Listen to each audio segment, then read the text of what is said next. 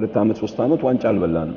እውነት ነው ቁጭት ይፈጥራል። ለምን ክለባችን ትልቅ ቲም ነው፣ ዋንጫ የለመደ ቲም ነው። የፕሪሚየር ሊጉንም ዋንጫ ከአንድ 14 የበላው ቅዱስ ጊዮርጊስ በዚህ ውስጥ ስለነበረ አዎ ቁጭት ይፈጥራል። ያንን ለማምጣት የተሻለ ነገር መስራት፣ የተሻለ ቦታ ለመስራት ሁሌ ጠንክረንና የተሻለ ነገር ለማድረግ ነው የምንሄደው ብዬ ነው የማስበው። ያለፉትን ዓመታትና ዋንጫ አጥቷል። አሁን እኛ ታርጌት ጊዮርጊስ የለመደውን ነገር መመለስ ነው፣ ወደ አፍሪካ መድረክ መመለስ ነው የኛ ዋና ዓላማ።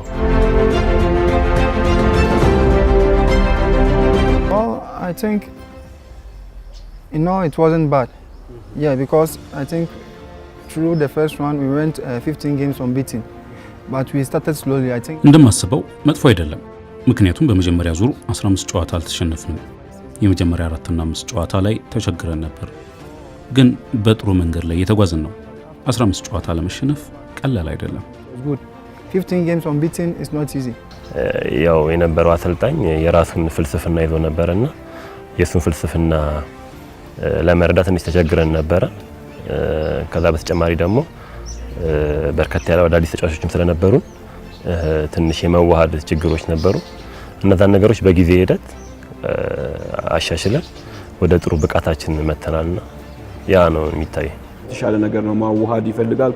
ብዙ ተጫዋቾች ከአዳዲሶች ናቸው ክለባችን ውስጥ።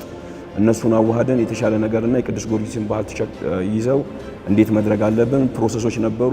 እነዛ ጌሞች ላይ ውጤት ጥለናል። እኩል ለኩል ነበር ብዙዎቹን የሄድንባቸው የነበሩትና እነዛ ነገሮች አዋሃደን የተሻለ ነገር ሰርተን የመጀመሪያውን ዙር በጥሩ ነገር አንደኛ ሆነን ውድድሩን ጨርሰናል። ይሄ ማለት ግን ውድድሩ አለቀ ማለት አይደለም።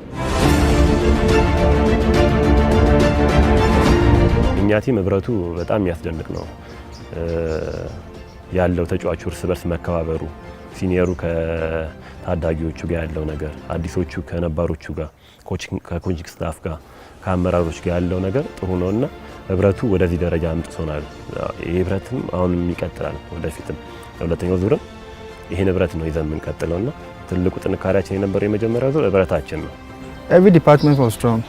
Defense, midfield, attack. ከግብ ጠባቂ እስከ አጥቂ ያለው እያንዳንዱ ክፍል ጠንካራ ነው።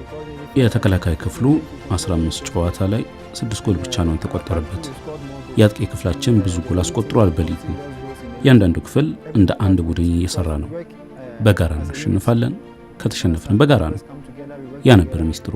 We lose together, we win together. That was the secret. እኔ እንደ ቲም ነው የምሰራው።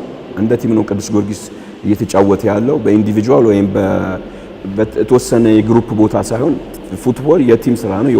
የቲም ጨዋታ ነው የምንጫወተውና እንደ ቲም ጥሩ ነገር ሰርተው ሁሉም ዲፓርትመንት እንደ አንድ ተጫወተውና አንድነታቸውና ቅዱስ ጊዮርጊስ ምን ያህል ጠንካራ ቲም እንደሆነ ያየንበት ጨዋታዎች ናቸው እንጂ ኢንዲቪጁዋል በዲፓርትመንት ያየነው ቲም አይደለም ቅዱስ ጊዮርጊስ።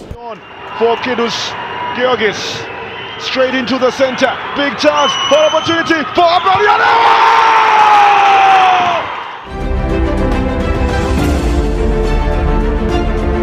ከፋሲል ጋር ስንጫወት ያው ፋሲል ትልቅ ቲም ነው፣ ምንም ጥያቄ የለውም። የአምና ሻምፒዮን እንደመሆኑ መጠን በደንብ ትኩረት ሰጥተን ነበር የገባ ነው የተነጋገርነው። ገብተን በህብረት እንጫወት፣ ጊዮርጊስ የሚገባውን ያህል እንዲያገኝ የኛን አገልግሎት ይፈልጋል በሚል ከኮቺንግ ስታፉ ጋርም ተነጋገርን፣ ተጫዋቹም እርስ በርስ ተነጋገርን። በህብረት ነው የተጫወትነው። ከዛ መሪነቱን የተቀበልናቸው። ያው ስትመራ ደግሞ የራስዎን አድቫንቴጅ ይኖረዋል። በዛው ቴምፖን የቀጠልነው። ከዛ በኋላ እኛም በሁለት ነጥብ ይርቀን ነበረ። ይሄ ጌም ለኛ ወሳኝ ነበርና መነሻም የተሻለ ነገር ለማድረግ ሞቲቭ አድርገን ውህደታችንም ያለንን ነገር የተሻለ ነገር መስራት እንችል ነበር። እንደገና ደግሞ ከረፍት መተን ነበር የምንጫወተው። እዛ ላይ ብዙ ሰርተን የተሻለ ነገር ማድረግ እንችላለን እንደምንችል ያየውበት ውጤት ነው።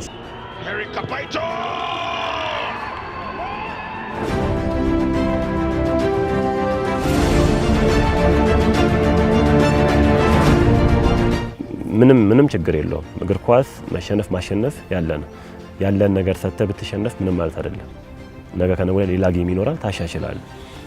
ትላልቅ ቲሞችም ይሸነፋሉ። እኛ ብንሸነፍም ተመልሰን ወደ ማሸነፍ ለመምጣት የሚቸግረን ነገር የለም። በይሳት ዝግጁ ነን። በጣም ያለው ቲም ስፕሪቱ በጣም ቆንጆ በሚባል ደረጃ ነው ያለው። I think though we were disappointed but not too much because you know that we won 3 games in a row. እንደማስበው ተከፍተን ነበር ግን ብዙም አይደለም። ምክንያቱም 3 ተከታታይ ጨዋታ አሸንፈን ነበረ። አቻ መውጣታችን መጥፎ አይደለም። እንደምታውቀው እግር ኳስ አንዳንዴ እንደዚህ ነው። ምናልባት ከተከታዮቻችን ያለውን ነጥብ እናሰፋለን ብለን ነበር፣ ግን አልሆነም። ሳጠቃልለው ጥሩ ነው፣ ብዙም አያስከፋም። Widen the gap, but it didn't happen, but at least it was all good.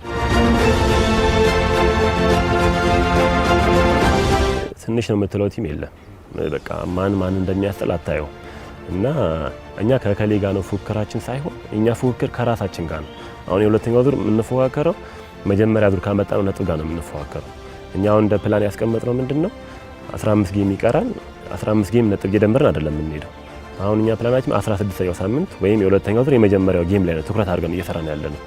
ከዛ ከሱ ጌም በኋላ የሚመጣውን ደግሞ እንከተላለን። Every club will be strong for us. You understand? Because first round maybe they ለኛ እያንዳንዱ ክለብ ጠንካራ ነው። ምክንያቱም በሁለተኛው ዙር ሁሉም ክለብ አስቀድሞ የጣለውን ነጥብ መልሶ ለማግኘት ይጫወታል። በክለቦች መካከል ያለው የነጥብ ልዩነትም በጣም ትንሽ ነው። ስለዚህ እያንዳንዱ ክለብ ቀላል አይሆኑልንም፣ ይፈተኑናል። every club will be difficult when we are facing them. Yeah. እያንዳንዱ ጨዋታ ለኛ እንደ ዋንጫ ነው የምንቆጥረው።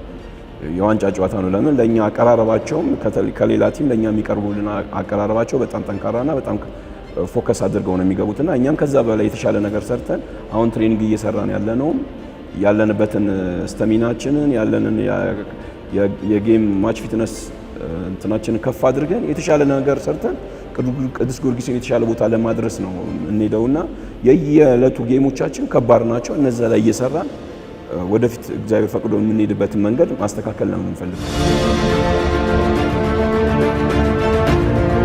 እሱ መጨረሻ ላይ ብጠይቀኝ ደስ ይለኛል። ለምን አሁን ቅድም ብያለሁ የየዕለቱን ጌም ማሰብ ነው እንጂ የምፈልገው ሩቅ በዛ ቦታ ላይ ማሰብ አልፈልግም። ለምን የየዕለቱ ጌም የተለያየ አቀራረብ ስለሚቀርብ እዛ ላይ የተሻለ ነገር ጠንካራ ጎናችንና ደካማ ጎናችንን የቲሞቹን ጠንካራና ደካማ ጎን እያየን ስራችንን ሰርተን ጠንካራ ስራ ይጠብቀናል፣ ጠንካራ ውድድር ይጠብቀናል። እነዛ ላይ ሰርተን የተሻለ ነገር ከእግዚአብሔር ጋር መሄድ ነው ማሰብ።